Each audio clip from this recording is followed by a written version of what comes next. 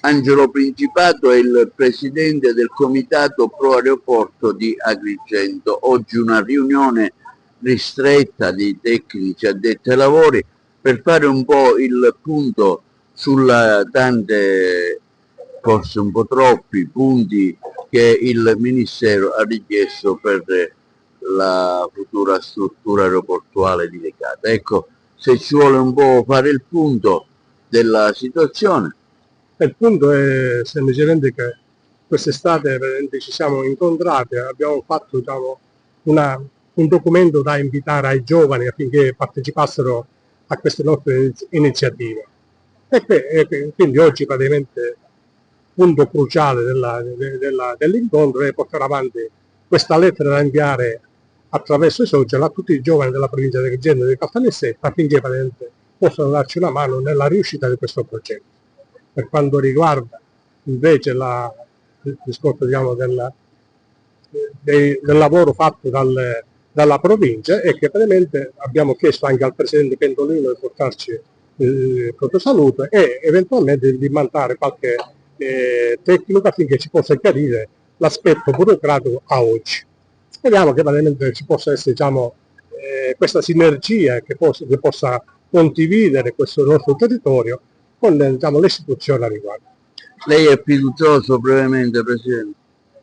Io dico di sì, perché la dico tutta in maniera chiara e schietta: o si fa adesso l'aeroporto o possiamo trasportarci praticamente in Africa dove non esisterebbero autorizzazioni, ma che praticamente potremmo arricchire quel territorio. Io mi auguro che praticamente questo nostro incontro ancora oggi possa sensibilizzare le istituzioni a darci una mano affinché questa si possa portare il risultato ed essere dalla pari del resto del mondo, del resto d'Italia e nell'ambito anche della stessa Sicilia praticamente, perché non è possibile, noi viaggiamo a due velocità, una praticamente siamo lontani dall'Italia e siamo lontani dalla stessa Sicilia, non si può ragionare con due doppie velocità, dico, o siamo pari al resto del territorio del mondo oppure praticamente facciamo le nostre scelte a riguardo. Ingegnere Amel, oggi una riunione qui del Comitato per l'Aeroporto per fare un po' il punto della situazione. Ecco, qual è al momento lo stato dell'arte?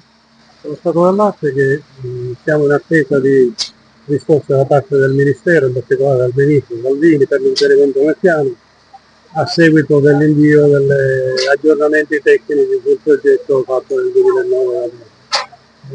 Ma la riunione di oggi non è soltanto per fare il punto della situazione, ma è anche per una ipotesi che già da tempo volevamo perseguire, che era quella di coinvolgere le scolaresche nell'attività di promozione di questa iniziativa, nella speranza che una più ampia partecipazione di varie categorie professionali e non possa contribuire a spingere la politica a darci una mano in questa direzione. Noi siamo convinti di essere addirittura dall'inizio per l'inserimento del piano, però fino all'ultimo repitiamo.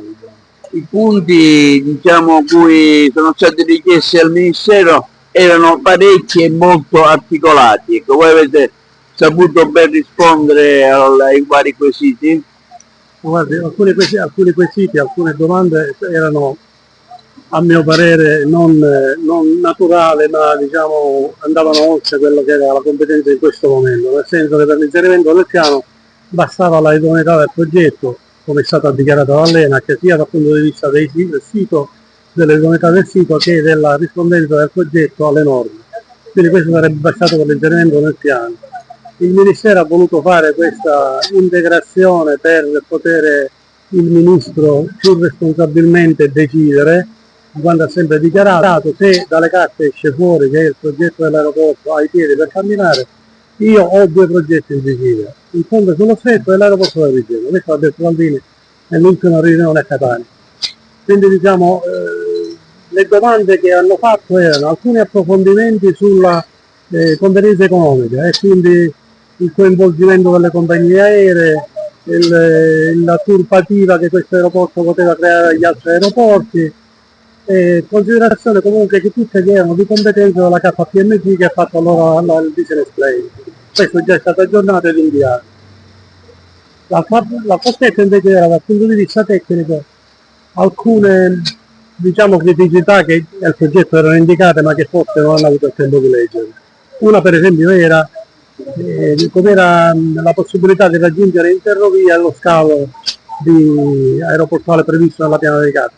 Nel progetto era chiaramente indicato la ferrovia che passa a circa 70 metri dalla pista ed era prevista addirittura una proboscide, cioè una copertura che arrivava fino a un'eventuale stazione cittadina e quindi la possibilità di utilizzarlo come terminal di cittadino, una metropolitana di superficie, diciamo. Questo era indicato. Un altro problema era quello della 115 e anche questo in linea di massima era delineato, però hanno avuto dei approfondimenti e questi la provincia ha dato un incarico a una società esterna, non ricordo il nome, elaborato, credo che lo abbiano già inviato perché sono rientrato da poco e quindi non ho avuto il tempo di contattare il gruppo, ma credo che sia elaborato già pronto da inviare o addirittura inviato. A seguito di questo riteniamo che in pochi giorni dovremmo avere una risposta positiva, speriamo.